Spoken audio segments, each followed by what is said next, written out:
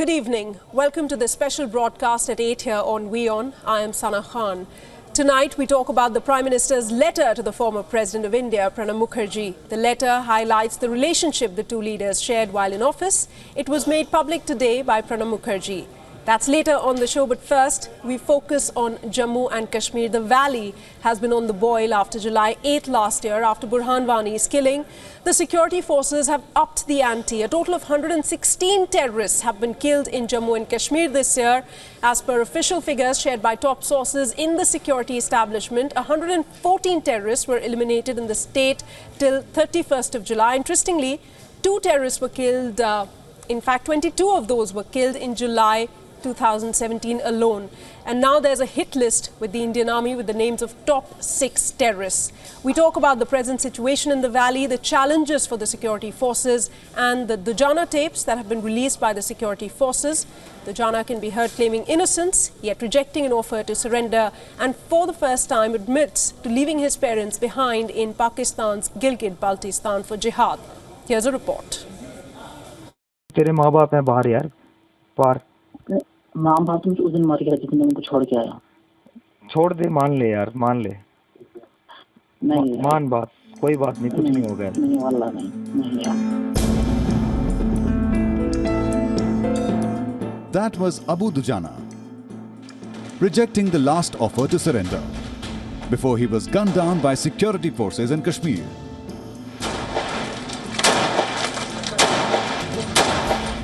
The death of the Kashmir's Lashkar commander came as another success of Indian security troops. Intend to rid Kashmir of the menace of terrorism. So everybody, the people of Kashmir are cooperating. It's with their cooperation that soon we will have Kashmir free from terrorism. Even if in some places there is a small gathering, it is mostly under the duress of the terrorists. On the gunpoint, they are forcing people to pelt stones, which we understand, and that's why go after the terrorism. This probably is the beginning.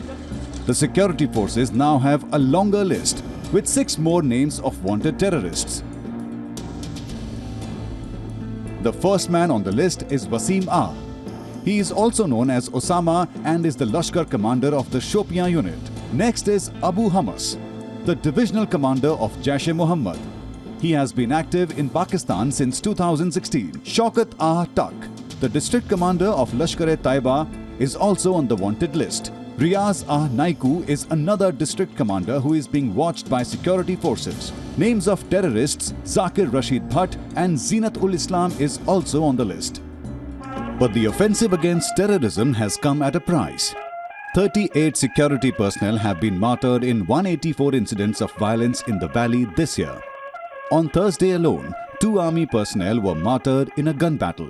Bureau Report, WION. All right, and we'll be discussing this and much more, the situation that's prevailing today in Jammu and Kashmir. Joining me here in the studio is Mr. Rahul Jalali. He's a senior journalist and also an expert on Kashmir, retired Brigadier S.K. Chatterjee. He's the editor of BharatShakti.in. He's commanded a brigade in the deserts before commanding one in intense counter-insurgency environment. He also joins me. He's live from Kolkata. Thanks both of you gentlemen for joining me here on the show. If I can start with you first, Brigadier Chatterjee, what do you make of this new terror list that the security forces have come up with, this hit list with these terrorists? It was 12 earlier, 6 have been eliminated, 6 more to go. What do you make of this new strategy, so to speak? Look, this is the kind of strategy that is applied. I can hear you, sir. Please go on. Okay, this is the kind of strategy that's applied all over the world when it comes to fighting terrorism.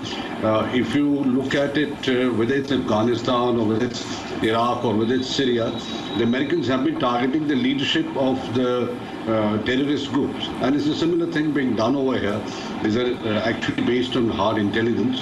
One has to collect the intelligence, find out who are the commanders, who are the leaders available, and then go after them with very focused and surgical operations to eliminate them. They pay very heavy dividends. I'm so glad 6 of them have been eliminated.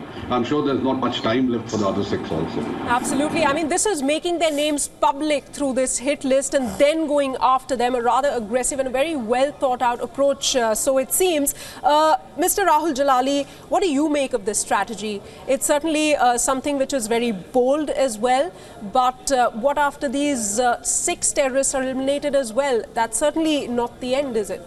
Well, yes, certainly it's not the end, because the list does not include Abu Ismail, who's now just taken over from Abu Dujana as the new Lashkar chief.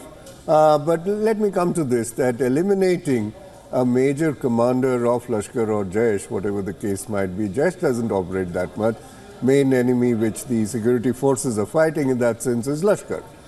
Means that your entire command structure comes to a halt for that particular moment till a new one comes. Then the new one has to build up another structure. So there is that leeway or upper hand which the security forces get. Secondly, the security forces have been emboldened, like you yourself gave this example of about 22 strikes in July alone. So imagine the number of people who have been killed. So they have been well prepared, because let's not lose sight of Jammu Kashmir police. Their role in this whole operation, because if Jammu Kashmir police was inactive, I don't think you would have had these strikes, because when it comes to local intelligence, it's the Jammu Kashmir police which is on the forefront.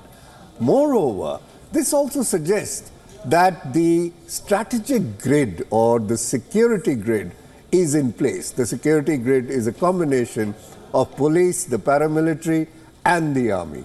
So that's working well.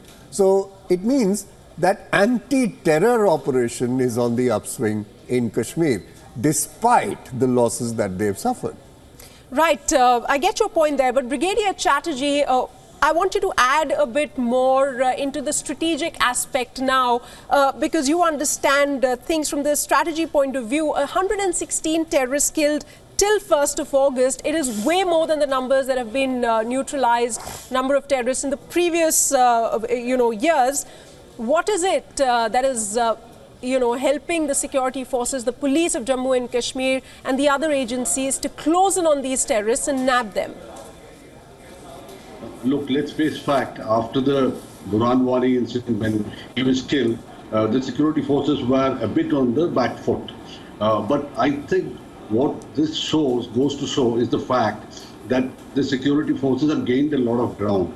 Now, primarily, any operation in, let's say, anti-terrorist operation, and especially in urban environment where it's densely populated, has to be a hard-end operation. So this is also a reflection about 115 or 116 or terrorists having been killed, that the hard intelligence has started flowing in.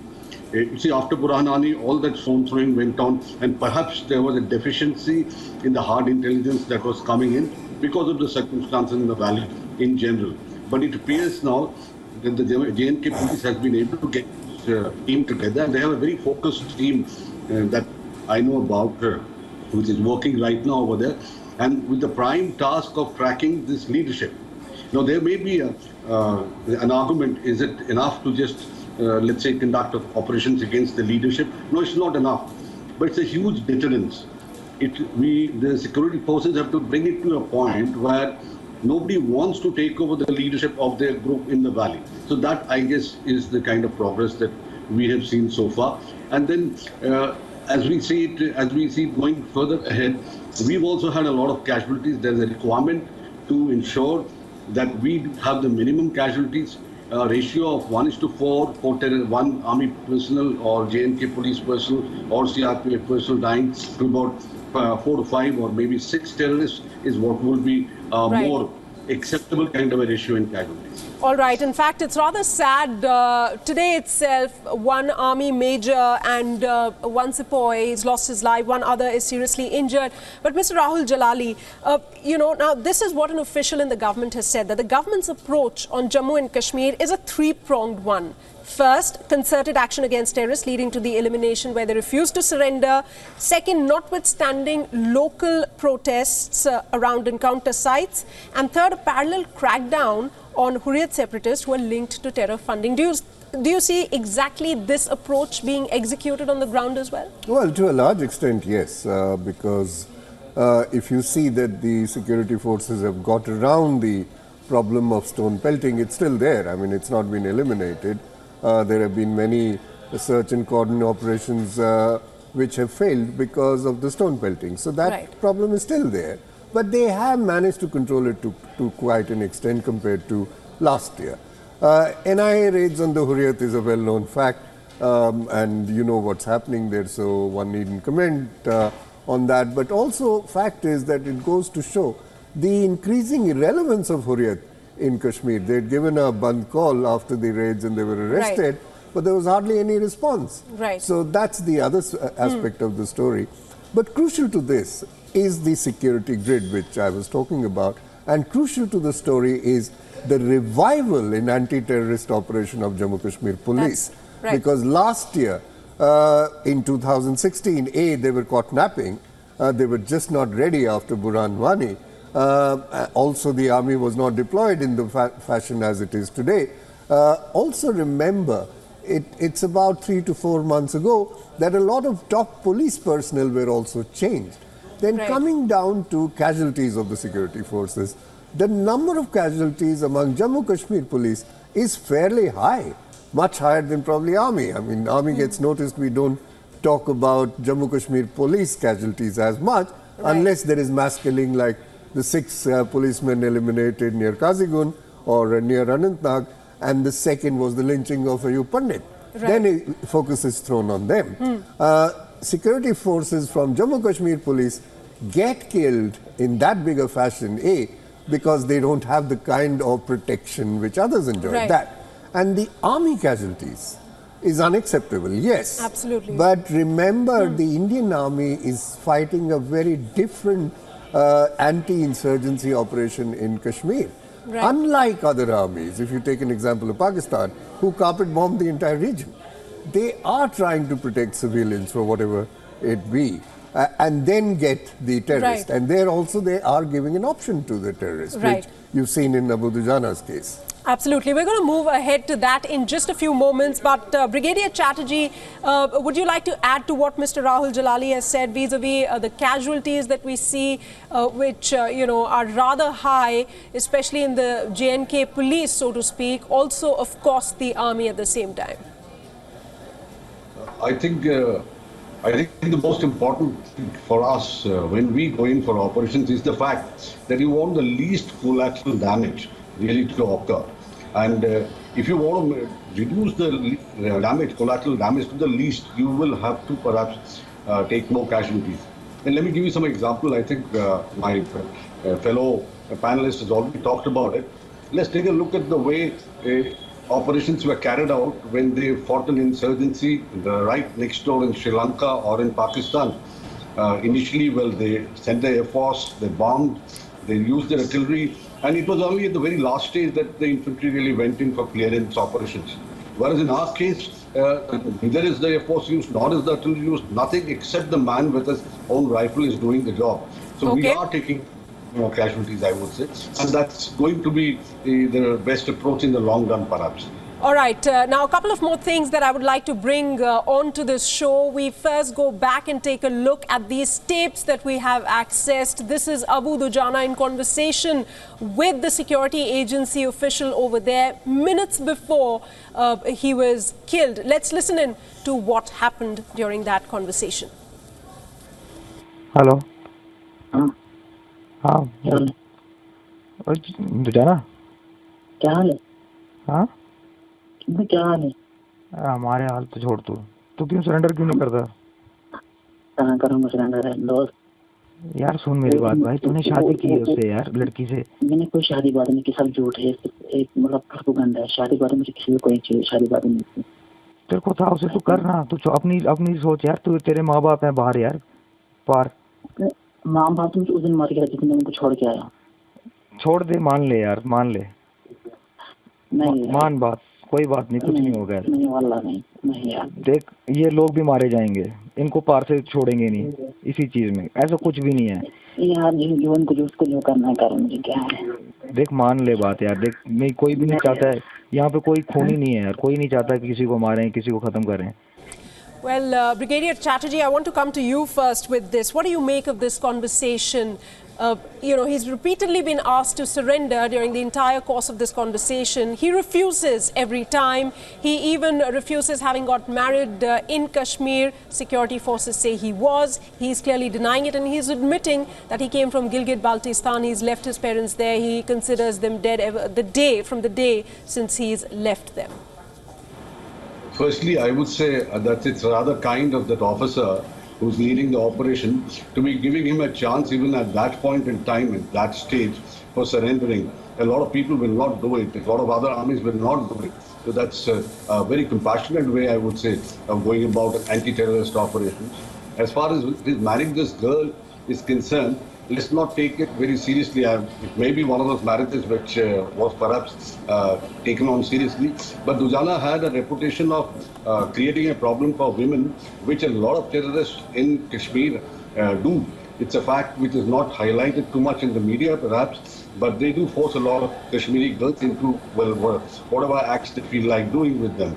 So that's another side of the story. As far as he's from Gilgit-Baltistan, I'm so glad that the whole issue is out there in the open and it's up there in the media also for the whole world to see that where do these people really come from, where have they got their training, where have they got their logistics, and where have they got their weapons, and where have they got their funding. So I think that conversation does re-establish a lot of facts that we've been talking about. All right. And Mr. Rahul Jalali, here's a man, he's accused, he has carried out about 36 attacks on security forces personnel, the Udhampur attack, the attack in Kakapura, and a number of other attacks. He is also the man behind the killing of Fayaz Ahmed Bhatt earlier this year. He's been asked to surrender and he is refusing it. It's rather, chilling to hear this conversation. Just minutes after this, the security forces sort of go in and execute. Well, I think it's also a tactical move. Let's not just put it down to, the manner in which the army operates. It's also a tactical move. Imagine if Abu Dujana had surrendered, the kind of information he would have brought. He knows the network, he knows who's who. So that obviously is a little bit of tactics is also involved. In fact, I was mentioning it's part of the strategy, the three-pronged strategy. Exactly, they asked them to first surrender. That's very much, because if you get them over, they also reveal the entire network. I mean, imagine someone who's from Gilgit-Baltistan who gets trained in Karachi, who comes here. So the evidence which you collect about Pakistan's involvement, that is very much there if he surrenders. Right. Secondly, also remember, Abu Dujana, the kind of training which Lashkar-e-Toiba people get, the indoctrination which they suffer from, they're told that in Kashmir, Muslims are at the receiving end, they're shown fake videos of mosques being destroyed, etc., etc. But when they come to Kashmir, they see the reality is very different. And especially for a person from Gilgit-Baltistan, who is witness to the atrocities which Pakistan does in that region, I think to get away from the indoctrination he had suffered from is also a possibility. That's why reports were there that Abu Dujana had also in the last couple of weeks built up linkages, and he was planning to move away from Lashkar-e-Toiba and move over to Zakir Musa's side. Right. So that was another parallel story which was playing out there. So all these were, and I would suggest that here is a Gilgit-Baltistani who is not a Punjabi from Pakistan, who comes to Kashmir, and he becomes in a way Kashmiriized, if I use that term. All that he was told, he can see that. He saw a reality which was very different, and he is critical. Because if you look at the conversation which goes further on, he is fed up with what had been fed to him by his handlers in Pakistan. He's not in consonance with that anymore. Right. You get the evidence of that in the tape further on after what you play. So that is very much there. Interesting. Gentlemen, I'd like you please to stay on with me for just a few moments. Here's a story that we must highlight. A day after LET militant Abu Dujana's death, 2 army men were killed in an encounter in the Shopian district of Kashmir. Major Kamlesh Pandey and Sepoy Tanzin Chultim were killed after militants fired upon the security forces during a gun battle in the Zaipora area of Shopian on Thursday morning. The army officer and the soldier were injured during initial exchange of fire. They were airlifted to Srinagar Army Hospital where they succumbed to injuries.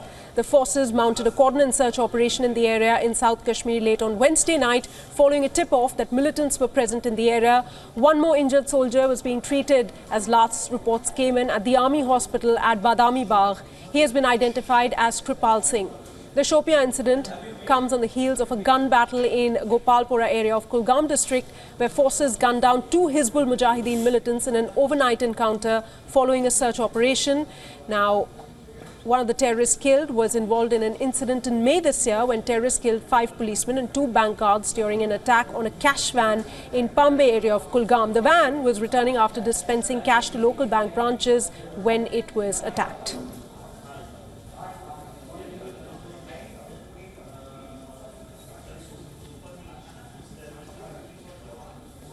Unfortunate incident in Shopian district. There is a place known as Zirpura on Shopian-Kulgam border. There was some input about presence of militants. A party of the army went there, was in the process of laying cordon. It came under fire, which was effectively retaliated by army, but in the process, we unfortunately lost 2 army jawans, one major, Kamlesh Pandey, and one Jawan, and one army Jawan has been injured. Of course, Jammu and Kashmir is one of the most challenging regions, in fact, perhaps across the world. For the security forces face new challenges every day. Brigadier Chatterjee, if I can come to you, 2 more army men have been lost in Kashmir, and the number sort of keeps on mounting. Yes, the security forces have managed to kill so many terrorists, but at the same time, our security forces are also being martyred.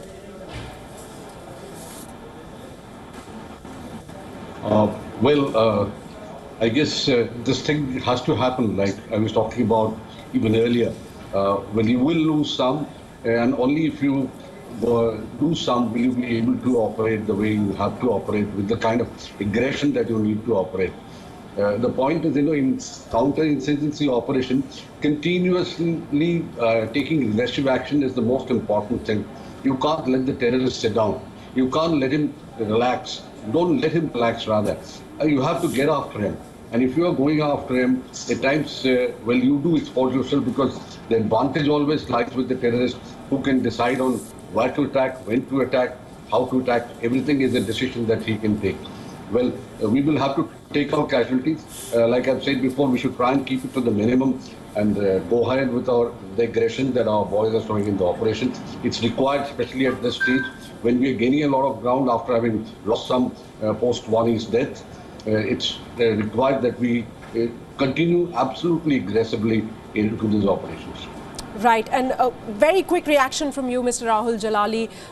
There was a time when the morale of the security forces was extremely down. Things, of course, have started to look up with these successes that we see, with the terrorists being killed. The number is also 116 in this year, so which is good news for the security forces as well. Oh, certainly. I mean, their morale would be up. But coming to killings of the army personnel, I mean, there is bound to be casualties, because look, you're fighting a guerrilla warfare. Right. You don't know where the enemy is coming from. So obviously there are going to be casualties. And the other factor which has led to casualties is where the standard operating procedures are not followed by some of the security forces. I think the army record on that is improving, and I hope it becomes much better than what it was, right. Which is happening now. But casualties are bound to be there. After all, we are in a state of guerrilla warfare in Kashmir. Absolutely. On that note, I'd like to thank you gentlemen, Brigadier Chatterjee and Mr. Rahul Jalali. Thanks so much for joining me here on the show this evening.